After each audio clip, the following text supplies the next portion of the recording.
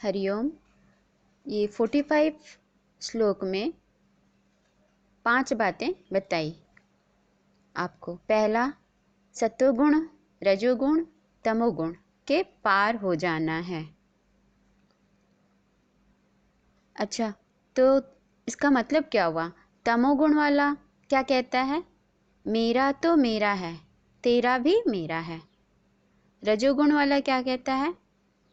तेरा तेरा है, मेरा मेरा है। सत्वगुण वाला क्या कहता है? तेरा तो तेरा है, मेरा भी तेरा है। लेकिन गुणातीत होने के लिए यहाँ भगवान उसे कह रहे हैं, जब गुणातीत हो जाते हैं तो वो क्या कहता है?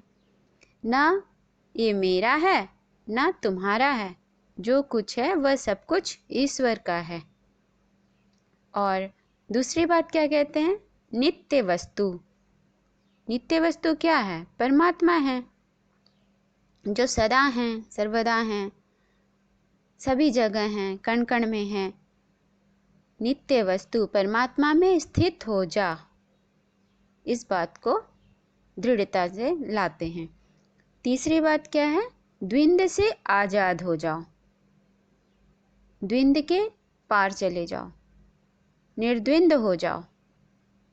प्राप्ति अप्राप्ति में ये मुझे प्राप्त हुआ है, नहीं हुआ है, ये सब द्वंद्व, सुख दुख, मान अपमान, सारा चीज, निंदा शोक स्तुति, सबसे द्वंद्व रहित हो जाओ, क्योंकि द्वंद्व माया है और इसके अतीत हो जाओ। चौथा बात बता रहे हैं भगवान यहाँ पर, तुम निर्योग क्षेम भव, जो योग और क्षेम को चाहने वाला ना हो। अच्छा, जो प्राप्त नहीं है, अभी हमें क्या प्राप्त नहीं है? परमात्मा की अनुभूति प्राप्त नहीं है। प्राप्त क्या है? परमात्मा प्राप्त है। इसका मतलब योग वह है जो हमें प्राप्त नहीं है, यानी परमात्मा की अनुभूति करें, और क्षेम यानी उस अनुभूति की रक्षा करें। जो पाया उसकी रक्षा करना क्षेम कहलाता है। उसे परमात्मा इस योग और क्षेम को न चाहने वाला बनने को कहते हैं अर्जुन को, कि तुम ये भी चिंता मत करो, क्योंकि निर्योग क्षेम बन, तुम्हें निर्योग क्षेम बनना है। योग क्षेम का त्याग कर निर्द्वंद बन जा, निर्द्वंद हो जा।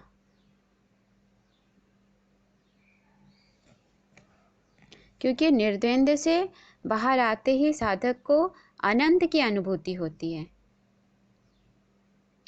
इसी बात को आगे जब 9वां अध्याय में भगवान बताएंगे भक्ति योग में, तब भगवान इसी योगक्षेम को कहते हैं कि मैं स्वयं तुम्हें योगक्षेम वहन करने वाला हूँगा, मैं स्वयं करा दूँगा। इसीलिए ये अभी कर्मयोग के माध्यम से बता रहे हैं, आगे भक्ति योग के माध्यम से बताऊंगी। यानी भक्ति योग में हमारा योगक्षेम भगवान स्वयं करते हैं, ऐसा कहेंगे। तो 5वां क्या हुआ? 5वीं बात बता रहे हैं, तू आत्मवान बन, यानी आत्मानुभूति वाला बन। सबसे बड़ी बात है। हरिओम। 46 श्लोक नंबर, अध्याय 2। यावानर्थ उदपाने सर्वतः संप्लुतोदके, तावान् सर्वेषु वेदेषु ब्राह्मणस्य विजानतः। अर्थात सब ओर से परिपूर्ण जलाशय के प्राप्त हो जाने पर, यानी कोई बहुत बड़ा जलाशय, समुद्र, सागर, ये बात है। अगर वो प्राप्त हो जाए तो छोटे जलाशय में मनुष्य का जितना प्रयोजन रहता है, छोटे छोटे गड्ढों या नदियों से क्या प्रयोजन रहेगा जिसे समुद्र प्राप्त हो गया है। उसी तरह ब्रह्म को तत्व से जानने वाले ब्राह्मण का समस्त वेदों में उतना ही प्रयोजन रह जाता है। इसमें भगवान बतला रहे हैं कि जो ब्रह्म के तत्व को जान जाता है, अर्जुन को बता रहे हैं कि तू भली भांति तत्व को समझ जा, और उसके बाद तू सब जानने वाला होने के बाद में तुझे आत्मा की अनुभूति हो जाएगी। उसके बाद छोटे छोटे साधनों की कोई आवश्यकता नहीं पड़ेगी। शास्त्रों, संप्रदायों, सद्गुरुओं में इतना आसक्त नहीं होगे तुम,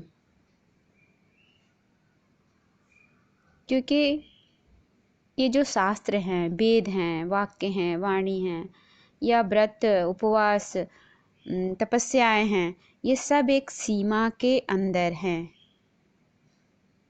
एक सीमा में हैं। तो जो सीमा में है वो असीमित के अंदर तो है ही। तो सीमाओं को अगर पकड़ लिया, शास्त्रों को अगर पकड़ लिया, संप्रदायों को अगर पकड़ लिया, गुरुओं को अगर पकड़ लिया, तो हम असीम तक कैसे पहुंच पाएंगे? क्योंकि साधन, ये जो संप्रदाय हैं या फिर आपके साधनाएं हैं, गुरुओं के मत हैं, वाणी हैं, ये सब क्या है? साधन हैं। इसमें भगवान कहते हैं कि छोटे छोटे जलाशय से तुम्हारा क्या प्रयोजन, इसमें अटको मत, इनको मत पकड़ो, नहीं तो तुम परमात्मा अनुभूति नहीं कर पाओगे।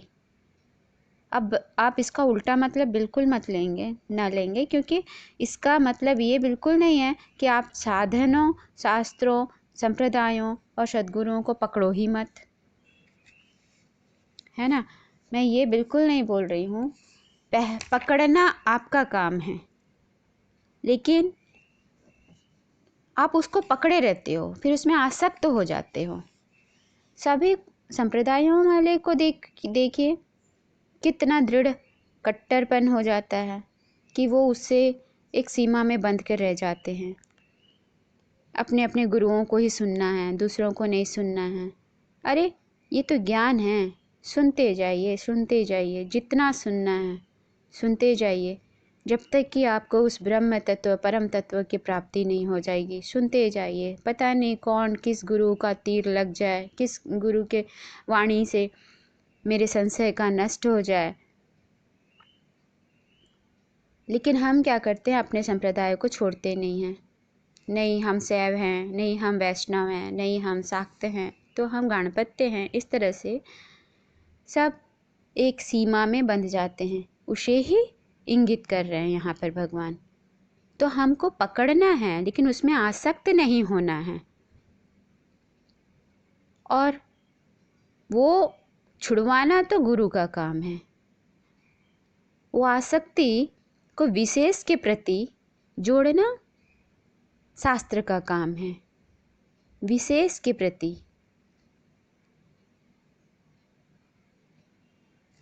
जोड़ देना। गुरु को पकड़ना नहीं है। गुरु अपनी तरफ की आसक्ति को हटाकर, अपने तरफ से उसकी आसक्ति को हटाकर उस विशेष के प्रति जोड़ देता है, ईश्वर की ओर मोड़ देता है। और वो कब किस तरह से करता है, ये परमात्मा यानी सागर से मुलाकात करवा देते हैं, ये वही जानते हैं। और उस असीम सीमा रहित में जाकर हम स्वयं को ही फिर खो चुके होते हैं, क्योंकि सब तरफ केवल परमात्मा ही रह जाता है। ईश्वर प्राप्ति होने के बाद आपको फिर अपना स्वयं का तो कुछ रहता ही नहीं है। जब सब तरफ परमात्मा ही परमात्मा है, उस वक्त आप यही कहेंगे कि मैं समुद्र को प्राप्त हूँ।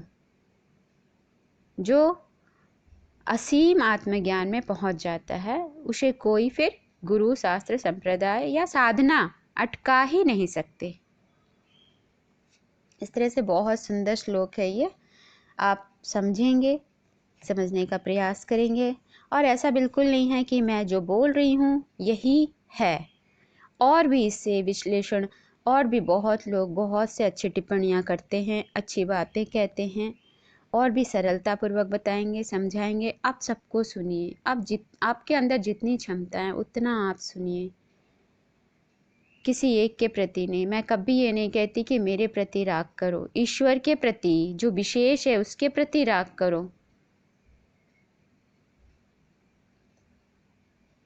तो यहाँ अगर हम आते हैं 47 श्लोक नंबर, बहुत सुंदर, बहुत प्रख्यात श्लोक है, आप सबको याद होगा। गाइए। कर्मण्येवाधिकारस्ते मा फलेषु कदाचन मा कर्मफल हेतुर्भुर्मा ते संगोऽशत्व कर्मणि। अर्थात तेरा कर्म करने में ही अधिकार है, उसके फलों में कभी नहीं। इसीलिए तू कर्मों के फल हेतु मत हो तथा तेरी कर्म न करने में भी आसक्ति ना हो।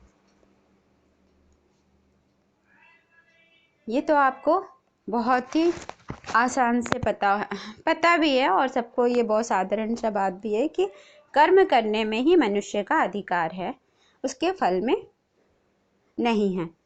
क्योंकि हम अच्छे बुरे जो भी कर्म करते हैं, अब हमारी इच्छा के अनुसार अच्छा बुरा फल तो नहीं मिलता। बच्चा अच्छा पढ़ के परीक्षा देता है और सोचता है मैं अच्छा 99% लाऊंगा, लेकिन उतना नहीं मिलता है। तो इसमें क्या, इसमें उसका क्या दोष? उसने तो अपना कर्म किया, लेकिन फल किसी और के अधीन है। उसे ही हम लॉ ऑफ कर्मा कहते हैं कि जितना तुमने कर्म किया होगा उतना तुमको मिलेगा ही। जरूरी नहीं है कि तुम्हारी इच्छा से मिले, क्योंकि मनुष्य जीवन में एक नया कर्म करना और पुराने कर्मों को भोगना दोनों होता है।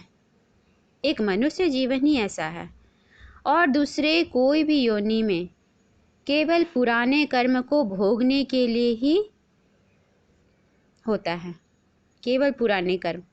यहाँ तक कि देवी देवता लोग भी जो सुख भोगते हैं वह भी पुराने किए हुए पुण्य कर्मों के कारण ही सुख भोगते हैं। लेकिन केवल मनुष्य ही एक है जो भोग योनि और कर्म योनि दोनों हैं, कर्म भी करता है और भोगता भी है। इसीलिए यहाँ भगवान कह रहे हैं कि तेरा कर्म करने में अधिकार है, कर्म के फल में तेरा अधिकार नहीं है। तू कर्म करने में स्वतंत्र है, किंतु कर्म को भोगने में परतंत्र है। क्योंकि कर्म भोगने में एक अदृश्य शक्ति कार्य करती है, जिसे लॉ ऑफ कर्म कहते हैं और ईश्वरीय शक्ति कहते हैं। हमें अपने कर्तापने का भाव नहीं होना चाहिए। मैं इतना मेहनत करता हूँ, मैं इतना परिश्रम करता हूँ, मैं इतना कमाता हूँ, तो मैं इतना मेरा इतना ऐश है, इतना आराम है, इतना नाम है, रुतबा है, ओहदा है। इस तरह से हम कर्तापने का भाव नहीं लाना चाहिए। और ना ही तू प्रमादी अकर्म की तरफ भी तेरा झुकाव ना हो। भगवान इसमें 3 बातें कहते हैं। इसी तरह से तीसरा बात यह है कि आप प्रमादी ना हो, कि भाग्य में लिखा होगा जो होगा तो होगा, इस तरह से आप पुरुषार्थ ही ना करें, ये भी नहीं है। पुरुषार्थ करें और फल की इच्छा कभी ना करें।